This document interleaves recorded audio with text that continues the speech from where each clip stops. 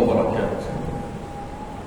قل الحمد لله والصلاة والسلام على نبي المجتبى وأحمد المصطفى صلى الله تعالى عليه وعليه وصحبه وأزواجه وأهل بيته وأصحابه أجمعين دائما أبدا إلى يوم الدين. بعد حمدي والصلاة فأعوذ بالله من الشيطان الرجيم. بسم الله الرحمن الرحيم. من كان يريد حرث الآخرة نزد له في حرثه ومن كان يريد حرث الدنيا نؤته منها وما له في الآخرة من نصيب. صدق الله العظيم وصدق رسوله النبي الأمين الكريم من الشاهدين والشاكرين. کل حمد و ثنا مالک حقیقی وحدہ لا شریک کے سزاوار ہے، جو کل جہانوں کا مالک و ملجا ہے، جس کے دست قدرت میں کل جہاں کی بادشاہت ہے، جو چاہتا ہے کر گزرتا ہے، اس کے اختیار کو کوئی روک نہیں سکتا. وہ قدیم ابد الآباد سے ہے اور ہمیشہ ہمیشہ رہنے والا ہے.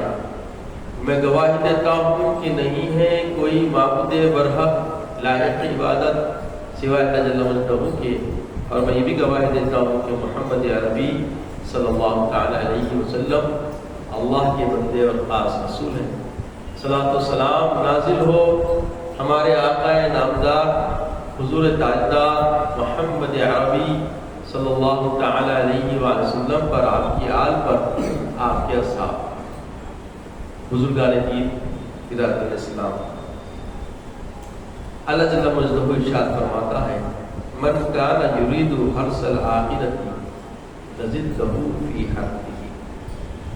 جو کوئی آخرت کی فکر میں، آخرت کی طلب میں کھیتی کرتا ہے، نزد لہ فی حرثہ، اس کی کھیتی کو ہم اور بڑھا دیتے ہیں. ومن کان، اور جو کوئی یرید حرث الدنیا، دنیاوی کھیتی کرنا چاہتا ہے، نؤتہ منہا، ہم اس میں سے اس کو دے دیتے ہیں. وما لہ فی الآخرۃ من نصیب، اور آخرت میں اس کے لیے کچھ نہیں. یعنی جو کوئی آخرت کی فکر میں کھیتی کرتا ہے تو اس کو دنیا میں بھی نصیب ہوتا ہے اور آخرت میں بھی اس کو اجر عظیم، اجر کثیر، ثواب کثیر سے نوازا جاتا ہے. اور جو کوئی دنیاوی معاملہ کرتا ہے، دنیاوی اعتبار سے دنیا ہی کی طلب میں رہتا ہے، تو اس کی سعی کے اعتبار سے، اس کی کوشش و محنت کے اعتبار سے اس کو دنیا میں ہی اس محنت کی جزا دے دی جاتی ہے. اور واضح کر دیا گیا کہ وما لہ فی الآخرۃ نصیب، کہ آخرت میں اس کے نصیب میں کچھ نہیں رہتا. اس آیت کریمہ کے اندر جو بنیادی اساسی بات بتائی جا رہی ہے وہ سمجھیں. اب جب انعام یافتہ بندوں کی راہ پر ہم گامزن ہو گئے پچھلے جمعہ کے اعتبار سے، تو اب کیا کریں گے؟ تو انعام یافتہ بندگان خدا کرتے کیا تھے کہ ان کے ہر کام، ہر عمل، ہر صحیح، ہر کوشش، ہر ساتھ، ہر گھڑی ان کے کام و افعال کے اندر اخلاص ہوا کرتا. کیا ہوا کرتا تھا؟ اخلاص ہوا کرتا. اور اخلاص ایک ایسا عمل ہے جو چھوٹے ادنا سے عمل کو اجر کثیر کا ذریعہ بنا دیتا. اجر کثیر کا ذریعہ بناتا. مخلص بندگان خدا کے لیے اللہ کے پاس کئی انعامات ہیں، اور سب سے بڑا انعام یہ ہے کہ وہ چھوٹا بھی عمل کرتا ہے تو اس کے اخلاص کی بنیاد پر، اس کے اخلاص کی عزم کے اعتبار سے اللہ تعالیٰ اتنے اجر سے نوازتا ہے جس کا احاطہ کوئی بھی مخلوق نہیں کر سکتا. تو اب جب ہم کوئی کام کریں تو ہماری مخلصانہ طبیعت ہونی چاہیے، چاہے وہ دنیا داری ہو، چاہے وہ آخرت کی طلب ہو، چاہے وہ رضا کا معاملہ ہو، چاہے وہ خدا کا معاملہ ہو. ہر حال، ہر گھڑی، ہر ساعت اپنے عمل میں ہمیں مخلص ہونا ہے۔ تو اب اس آیت کریمہ کے اندر اللہ تعالیٰ یہی چاہتا ہے کہ جو بندے دنیا تو کرتے ہیں، دنیا طلبی تو خالص دنیا کے لیے لوگ کچھ کرتے ہیں، اور کچھ لوگ دنیا ہی میں آخرت کا ڈر رکھتے ہیں، دنیا ہی میں اللہ کی رضا جوئی کے لیے اپنے اعمال کے اندر تطہیر کر کے اچھے سے اچھا عمدے سے عمدہ انداز میں کرنے کی سعی کرتے ہیں، اور ان کو دنیا سے زیادہ آخرت سے شغف ہوتا ہے، دنیا سے زیادہ ان کو آخرت کے خیر کی فکر ہوتی ہے۔ تو اللہ جل وعلا ایسے بندوں کے لیے فرما رہا ہے کہ ان کو دنیا میں تو جو مل رہا ہے ان کی سعی سے اجر و ثواب، جو فائدہ نفع حاصل ہوتا ہے وہ تو ہوتے رہے گا، مگر ساتھ ہی ساتھ ان کو آخرت میں بھی ان کے نصیب کیا ہوں گے؟ کھل کھلاتی ہوئی کھیتی کی طرح رہے گا، کام کر رہے ایک اجر دوہرا ملے گا، دنیا کا فائدہ تو ہوگا ساتھ میں آخرت کا بھی فائدہ ہوگا۔ اور جو لوگ آخرت کا ڈر نہیں رکھتے، اللہ کی رضا کی کوئی فکر نہیں رکھتے، رسول صلی اللہ علیہ وسلم کی اتباع کا لحاظ بھی نہیں رکھتے اور دنیا داری کرتے ہیں، تو بولے کہ ان دنیا داری کرنے والی جو ان کی فکر ہے اس میں بھی ہم اضافہ کرتے ہیں، دیتے ہیں۔ دنیا طلبی ہے تو دنیا میں جتنی کوشش جو بھی کرے گا کام، اس کا بدلہ اس کو دے دیا جائے گا، مُؤْتِي لَهُ، اس کو دے دیا جائے گا۔ اور ایسی نیت جو صرف خالص دنیا طلبی کے لیے کر رہا ہے، جس میں خدا کا خوف، خدا کی خشیت، اللہ کے رسول کی اتباع، اللہ کی رضا جوئی کی طلب اور اخلاص نہیں رکھتا ہے، تو یہ غیر مخلص کو اجر دیا جائے گا مگر صرف دنیا ہی میں، اور اس کا نصیب آخرت میں رسوا ہو جائے گا، اس کو اجر مزید اضافہ نہیں کیا جائے۔ تو بزرگان دین قیادت اسلام اس آیت کریمہ کے ذریعے سے انشاءاللہ اسی عنوان کے تحت آنے والے جماعت میں ہم گفتگو کریں گے۔ آج ہم مختصر خاکے میں سمجھنے کی کوشش کریں گے۔ اب کہ جمعہ راستہ بدل کے معلوم ہوا کہ راستے کا وقت کتنا لگتا، راستہ بدل دینا پڑا، تو آنے والا راستہ تقریباً 20 منٹ کا خالی راستہ ہی چاہیے، پہلے 15-10 منٹ کا راستہ تھا، 10 منٹ بڑھ گئے کیونکہ راستہ چینج ہوا، اس لیے انشاءاللہ آئندہ جمعہ ہم اور جلد خطاب شروع کر دیں گے۔ تو عزیز اور بزرگوں، اس آیت کریمہ کے اندر اللہ تبارک و تعالیٰ بندگان خدا کی فکر کو کشادہ فرما دیتا ہے کہ جب بھی تم کچھ کام کرو تو تمہارے پیش نظر رب کی رضا ہونی چاہیے، رب کی خشیت ہونی چاہیے، اور اعمال میں بالکل محدود فکر سے نہیں سوچو، محدود فکر سے مت سوچو، اور فکر کے اندر کوئی کجی نہ لاؤ، تم مخلص ہو جاؤ، تمہاری سوچ وسیع ہونی چاہیے۔ اور ایمان والے لوگ ہمیشہ وسیع نظر ہوتے ہیں، تنگ نظری ان کی نہیں ہوتی، وقتیہ فائدہ نہیں دیکھتے، ہمیشہ کا فائدہ طلب ہوتا ہے۔ تو اللہ تعالیٰ ایسے بندوں کو تمانیت دے رہا ہے کہ نزد لہو فی حرثہ، اس کی کھیتی میں دنیا میں بھی دیا جائے گا اور فی الآخرت، آخرت میں بھی دیا جائے گا، اور جو دنیا طلبی کرتا ہے اس کو صرف دنیا ہی میں دے دیا جائے گا۔ تو یہ عنوان باندھنے کا بنیادی مقصد یہ ہے عزیز اور بزرگوں، یہ دارالعمل ہے، یہاں ہم جو بوئیں گے، من کان یرجو حرث دنیا، یہ دنیا کے لیے بوئیں گے، ومن کان یرجو حرث الآخرہ، آخرت کے لیے بوئیں گے۔ دو ہی نظریے ہیں، یہ دارالعمل ہے، اس دارالعمل میں ہم جو عمل کا بیج بو رہے ہیں، ہماری طلب آخرت کے لیے ہے، تو دنیا تو بہتر ہوگی، یہ گارنٹی ہے، آخرت میں بھی ملے گا، ڈبل گارنٹی۔ اور جو کوئی صرف حرث دنیا، دنیا کے لیے بو رہا ہے، تو اس کی ضمانت دی جائے، اس کو دیا جائے گا دنیا میں، اس کو بھی دیا جا رہا ہے، مگر وضاحت کر دیا پروردگار، نوتیہ فی الدنیا، کیا ہوگا؟ دنیا میں ہی دے دیا جائے گا، وما لہ فی الآخرۃ، آخرت میں کیا ہے؟ من نصیب، اس کی زندگی میں، نصیب میں، تقدیر میں کچھ نہیں ہے، وما لہ فی الآخرۃ من نصیب۔ تو یہ جو ضمانت ہے کس کو دوہری دی جا رہی ہے؟ جس کو بیوقوف سمجھتی دنیا، احمق سمجھتی دنیا، اس کے لیے بتایا جا رہا ہے کہ یہ دنیا دار جس کو احمق سمجھ رہے ہیں وہ احمق نہیں، دیوانہ بنا ہے تو کچھ دیوانگی میں اس کا اتنا شانہ بنا ہے کہ عام فکر اس کو سمجھ نہیں سکتے. اور جو لوگ ہوشیار سمجھتے ہیں اور دنیا داری کرتے ہیں تو ان کو سمجھنا چاہیے کہ ان کو نصیب صرف یہیں پہ مل جائے گا. تو یہ جو ماہ رجب المرجب ہم پہ شاید فکر ہوا ہے، یہ کھیتی کا مہینہ. اب یہاں پہ آپ کو بیج بونا ہے، اس کے بعد کے مہینے میں آبیاری کرنا ہے، اس کے بعد فصل کٹنے کا موقع رہتا ہے. تو اللہ کے حبیب سرور کائنات صلی اللہ تعالی علیہ وسلم نے فرمایا رجب شہر اللہ، رجب اللہ رب العزت کا مہینہ ہے. رجب شہر اللہ، رجب اللہ جل مجدہ کا مہینہ ہے. شعبان شہری، شعبان میرا مہینہ ہے. اور رمضان شہر امتی، رمضان میری امت کا مہینہ ہے. اس آیت کریمہ کی تشریح کے لیے اس حدیث کا استعمال کیا جائے اور اس فکر کو غور کریں تو ہمیں پتہ چلتا ہے کہ رجب کے مہینے میں یہ حدیث ہمیں عمل کی طرف ابھار رہی ہے کہ رجب کے مہینے میں ہمیں اپنے اپنے گزرے ہوئے مہینوں سالوں کی زندگی کی تطہیر کا ایک بہترین موقع ہمیں ہاتھ لگا ہے. اب غور کریے، جہاں کہیں اللہ کے حبیب صلی اللہ علیہ وسلم شاعر اسلام ہمیں فکر کے ابھارتے ہیں اور جو ان کی جامع الکلمات ہمارے سامنے آتے ہیں اس پہ غور کرنا چاہیے. اور جب ہم غور کرتے ہیں تو ہمارے لیے چھوٹا عمل بھی اجر کثیر کا ذریعہ بن جاتا ہے. تو اللہ کے حبیب صلی اللہ علیہ وسلم فرماتے ہیں کہ رجب جو ہے، رجب المرجب اللہ کا مہینہ ہے.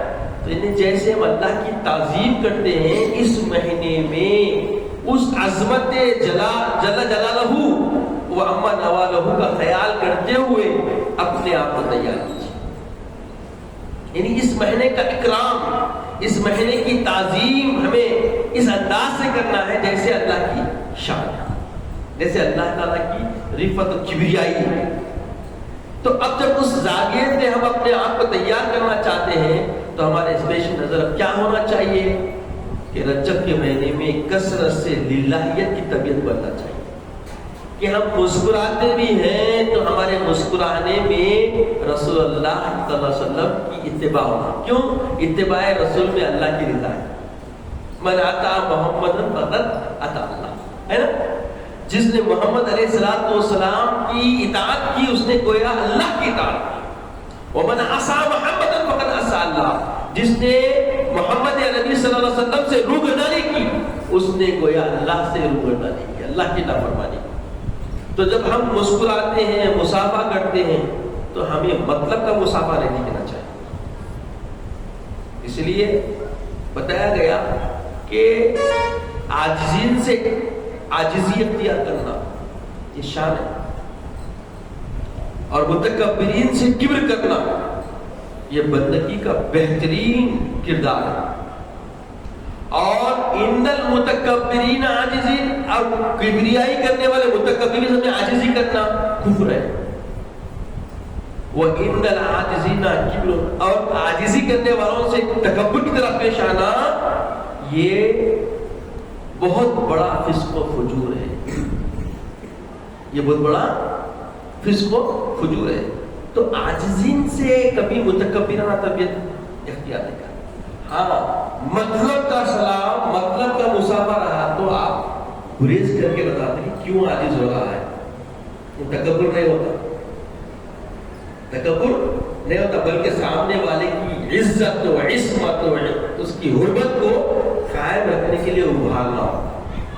مجبوری میں کبھی ہم عاجز ہونا یہ اسلام کی طبیعت نہیں ہے، مخلص رہنا ہے.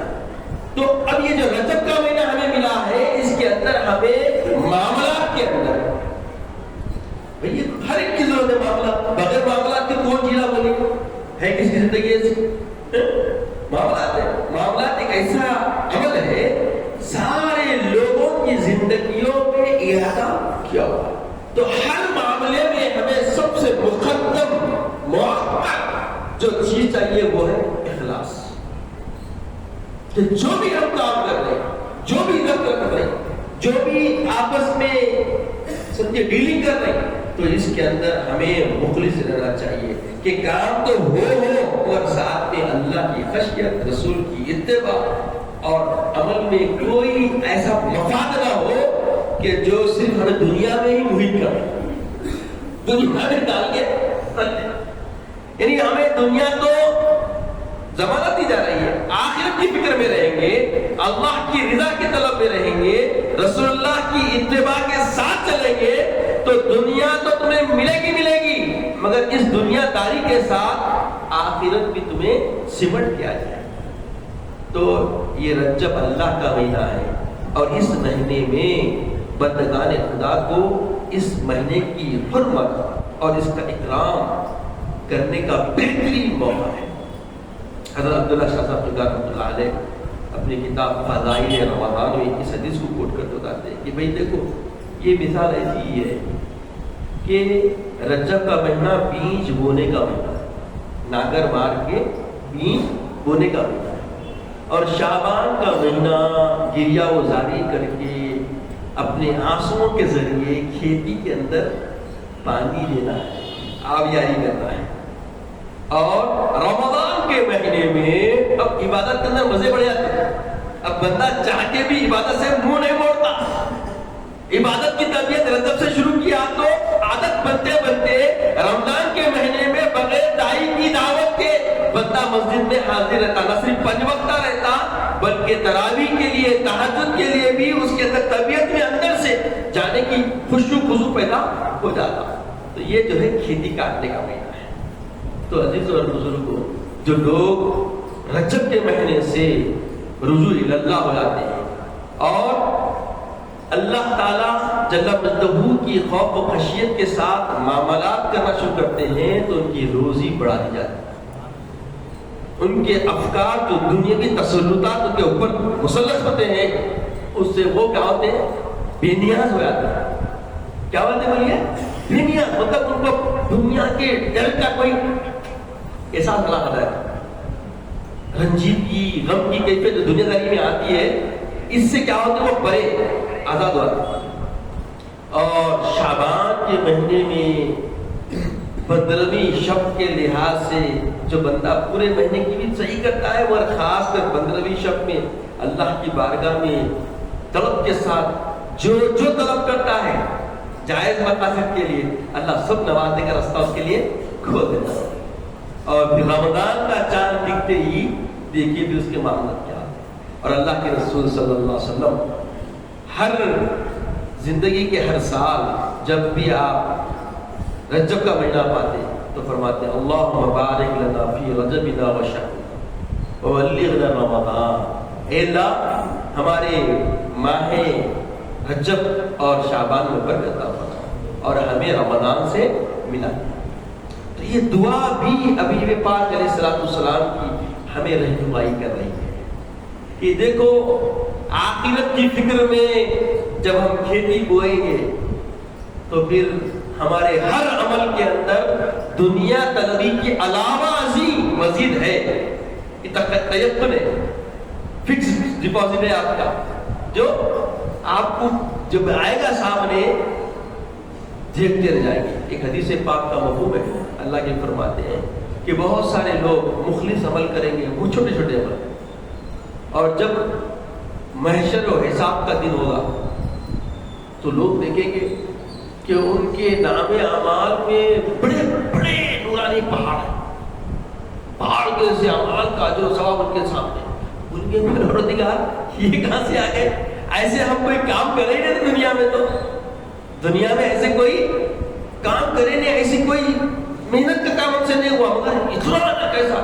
بولیے یہ تمہارا مخلصانہ عمل ہے، تھا تو تھوڑا مگر میری طرف سے تمہیں عنایتیں جو تھی یہ تمہارے کو یہ مقابلہ کرا۔ لوگ ان کے اعمال پہ جن کے حیرت کریں گے بھائی یہ کیا معاملہ ہے، یتحیرون الناس، لوگ متحیر ہو جائیں گے، پریشان رہیں گے بھائی یہ کیا معاملہ ہے۔ دیکھے تو آدمی معاملی تھا، ہمارے ساتھ رہتا تھا، بعض نماز پڑھتا تھا، نماز کو بھی بڑی مشکل سے آتا تھا مگر جب آتا تھا تو پوری تیاری سے آتا تھا۔ جمعہ کا اہتمام غسل کر کے، مسواک کر کے، معطر ہو کے، اور سب سے اچھا لباس جو گھر میں وہ پہنے زیب تر کر کے مسجد میں، کیونکہ شعار اسلام محمد نبی رحمت اللہ علیہ وسلم نے فرما دیا کہ جمعہ کا اہتمام ایسا کرو جو سب سے بہترین تمہارے پاس لباس ہے وہ جمعہ کے لیے زیب تر کرو. یہ رسول کی سنت ہے. تو یہ صرف آخرت کی طلب میں ہی بندہ ایسا کر سکتا، ورنہ ہم دیکھتے کہ لوگوں کو دیکھنے کا موقع ملتا اتفاق سے. بھائی یہ بات عملی بات کرنے کی عادت ہے، کوئی اپنے پہ نہ لے لینا. یہ بات آپ لوگ دیکھ رہے ہیں ماشاءاللہ 14-15 سال سے دیکھ رہے ہیں آپ کو. تو میں کیا کرتا ہوں اپنی مثالیں آپسی معاملات بتا. آپ دیکھیے مسجد کو کسی کو بولیے دعوت دیجیے چلیے بولیے، تو جیسی حالت میں ویسی حالت میں نماز کو لوگ، خاص کر جمعہ کے دن تو بعد ایسے بھی لوگ آتے ہیں کہ لنگی رہتی ایسی زبردستی کپڑے ڈال کے آتے ہیں. اب وہی صاحب کو پکڑ کے بولیے چلیے آج ولیم کی دعوت میں جانا ہے، کیا بولتے ہیں؟ جواب ہے نا کیا بولتے ہیں؟ ارے ٹھہر بھائی ذرا استری کر کے مستری مار کے زبردست کپڑے پہن کے آتے. ایسی حالت میں بیچارہ لوگ کیا بولتے ہیں، یہ لوگ کیا بولتے ڈرے. ارے رب کیا بولا اور رب کی چاہ کیا ہے، میرے آقا کیا فرمائے، میرے محبوب خدا صلی اللہ علیہ وسلم اللہ کے اکرام میں کس طریقے اور کس روش کی زندگی کا قرینہ تمہیں دیکھے گئے، اس کا خیال نہیں. جبکہ مومن کی طبیعت، مومن کی طبع، مومن کا مزاج یہ ہوتا ہے کہ جو رسول صلی اللہ علیہ وسلم نے دیا ہے وما آتاکم الرسول فخذوہ، جیسا دیے جو کا تو اختیار کرو، اور جس سے حبیب پاک نے منع فرما دیا اس سے باز آ جاؤ، رک جاؤ. کہ معاملہ ہماری زندگیوں کا پلٹے ہوا ہے کہ نہیں ہے نا. تو اب یہ جو رجب کا مہینہ ہمارے سامنے ہمارے سروں پہ سائے فکر ہے، ہمیں دعوت دے رہا ہے کہ آخرت کی فکر میں کھیتی ہو. اب پچھلے جمعہ جب ہم آئیں گے تو اس زاویے کو جو رسول صلی اللہ علیہ وسلم نے ہمیں عطا کیا ہے اختیار کریں گے انشاءاللہ. اللہ تعالیٰ سے دعا ہے کہ یا الہ العالمین ہمیں نیک توفیق عطا فرما، نیک ہدایت عطا فرما، مولا عزت کی اسلامی زندگی عطا فرما، آخرت میں کامیابی کی سرفرازی کے ذریعے بنا. مولا ہمارے لیے خیر کا معاملہ فرما، مولا ہمارے لیے خیر کا معاملہ فرما، خاتمہ بالخیر فرما، وقت رضا کے لیے طیبہ عطا فرما. اپنے حبیب پاک صلی اللہ علیہ وسلم کا دیدار عطا فرما. سبحان اللہ و بحمدہ، سبحان اللہ العظیم والحمد للہ. جو حضرات سننے سے پڑھے